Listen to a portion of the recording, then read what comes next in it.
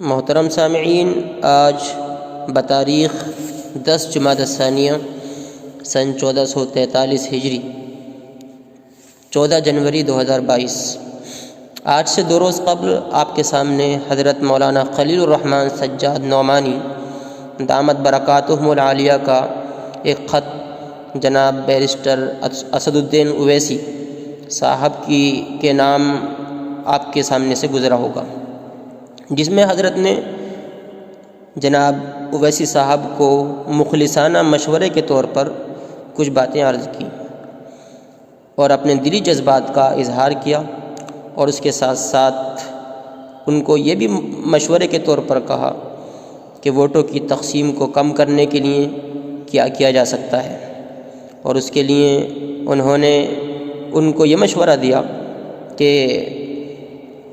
جہاں پر کامیابی یقینی ہو وہیں سے آپ اپنے امیدوار میدان میں اتاریں اور باقی جگہوں پر گٹھ بندھن اور اتحاد سے کام لیں۔ بہرحال حضرت کا یہ مخلصانہ مشورہ حضرت کی دوررس نگاہوں کے اعتبار سے حضرت ہی جان سکتے ہیں، لیکن مختلف جماعتوں میں اور مختلف افراد کے اندر اس خط کے تعلق سے کچھ گہما گہمی سی بھی ہے۔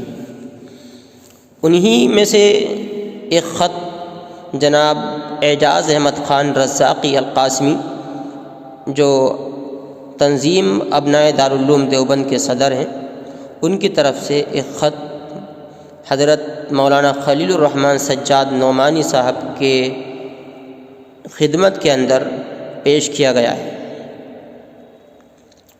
وہ لکھتے ہیں کہ عزت مآب حضرت مولانا خلیل الرحمن سجاد نعمانی صاحب دامت برکاتہم العالیہ، السلام علیکم ورحمۃ اللہ وبرکاتہ۔ امید کہ مزاج گرامی بخیر ہوگا۔ سوشل میڈیا پر حضرت والا کا ایک کھلا خط بیرسٹر اسد الدین اویسی صاحب کے نام سے وائرل ہو رہا ہے۔ کاش کہ ایک ایسا ہی خط جناب والا اور فرقہ پرستی ہرانے والے علماء اکرام کی جانب سے جناب اکھلیش یادو صاحب کے نام بھی جاری کیا گیا ہوتا، یا حالیہ گزشتہ دنوں حضرت والا اور اکھلیش یادو کی ملاقات کے موقع پر ان کے سامنے بھی مسلم ووٹوں کے انتشار اور تقسیم کے خدشات کو بیان کر کے ان پر مجلس سے اتحاد کا دباؤ بنایا گیا ہوتا، تو آج یقیناً اویسی صاحب اور ان کے کارکن حضرات ان چنندہ سیٹوں پر ہی انتخاب لڑتے اور باقی تمام سیٹوں پر سماجوادی اتحاد کو ووٹ دینے کی اپیل کے ساتھ ساتھ ان کے امیدواروں کو جتانے کے لیے جد و جہد اور محنت ضرور کرتے، لیکن افسوس ایسا کچھ بھی آپ لوگوں کی جانب سے نہیں کیا گیا۔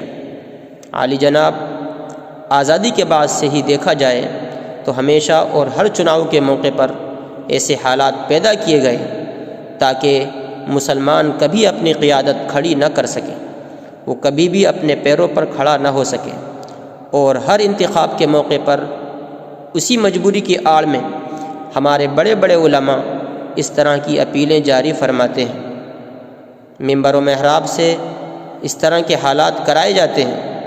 یہ ہمارے لیے کوئی نئی بات نہیں ہے، لیکن ہر بار کی طرح اگلی بار ہمارے حالات اور بھی خطرناک اور بد سے بدتر ہوتے جاتے ہیں، اور ہر الیکشن مسلمانوں کے لیے زندگی اور موت کا انتخاب بن کر رہ جاتا ہے۔ مسلمانوں کے انتشار کے تعلق سے آپ کے خدشات بالکل درست ہیں، لیکن اگر آپ جیسے ملت کے خیر خواہوں کی توجہ، اپیلیں اور جد و جہد مجلس کی متعینہ 100 سیٹوں کے لیے کی جائیں تو یقیناً آپ کی کوششوں سے فرقہ پرستی کو شکست ہوگی اور مسلم ووٹوں کے انتشار کو کافی حد تک روکا جا سکتا ہے۔ مگر جناب اور دیگر ملی زعماء اور دانشوران قوم کو میں تقریباً 30 سالوں سے مسلسل دیکھ رہا ہوں کہ جناب اور آپ کے دیگر رفقا ہر چناؤ کے موقع پر مسلم ووٹوں یعنی سیکولر ووٹوں کے بکھراؤ کو روکنے کے لیے مسلسل تحریکیں چلاتے ہیں، جس میں آپ لوگوں کو بھرپور کامیابی بھی ملتی ہے۔ 2014، 2017 اور 2019 میں آپ حضرات کو 100% کامیابی ملی تھی۔ مسلمانوں نے متحد ہو کر سماجوادی اور اس کے اتحاد کو ووٹ کیا تھا، اس کے باوجود بھی آپ لوگ فرقہ پرستی کو شکست دینے میں ناکام رہے۔ آخر ایسا کیوں؟ اس سے پہلے بھی آپ لوگوں کو دیکھا گیا ہے کہ مسلم ووٹ تقسیم نہ ہونے پائے۔ اس کے حسین عنوان سے مسلمانوں کو کبھی ملائم سنگھ یادو تو کبھی مایاوتی کے نام پر متحد کیا گیا۔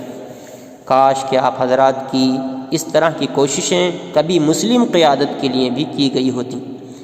آج آپ لوگوں کو مسلم اور سیکولر ووٹوں کو متحد کرتے کرتے ایک زمانہ گزر گیا، لیکن مسلمانوں کے حالات بد سے بدتر ہوتے چلے گئے، اور اس کی کوئی گارنٹی نہیں ہے کہ آئندہ مسلمانوں کے حالات بہتر ہوں گے کہ نہیں۔ آج کے دور میں فرقہ پرستی کا کوئی معیار نہیں۔ مسلمانوں کے تعلق سے تمام سیاسی پارٹیوں کا ایک ہی ایجنڈا ہے۔ جو اپنے ایجنڈے میں نرم ہے اس کو آپ لوگوں کی جانب سے سیکولر بتا دیا جاتا ہے، اور جو اپنے ایجنڈے میں سخت ہے اس کو فرقہ پرستی سے تعبیر کیا جاتا ہے۔ فرقہ پرستی ہرانے میں ہم کو خدا کے یہاں اجر کا کوئی وعدہ نہیں، لیکن مسلم قیادت کو کھڑا کرنے کا حکم ہم کو ہمارا اسلام ضرور دے رہا ہے، مگر صد افسوس کہ مسلم قیادت کی بنیاد کو فرقہ پرستی ہرانے کے نام پر بارہا مسمار کرنے کی کوشش کی جاتی ہے۔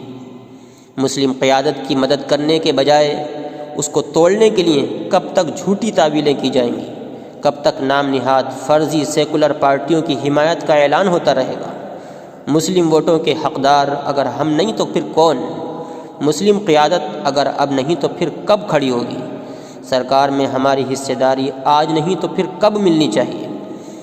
آپ ہمارے بڑے ہیں اور یقیناً آپ ملت اسلامیہ کے لیے ایک بہت بڑا سرمایہ ہے۔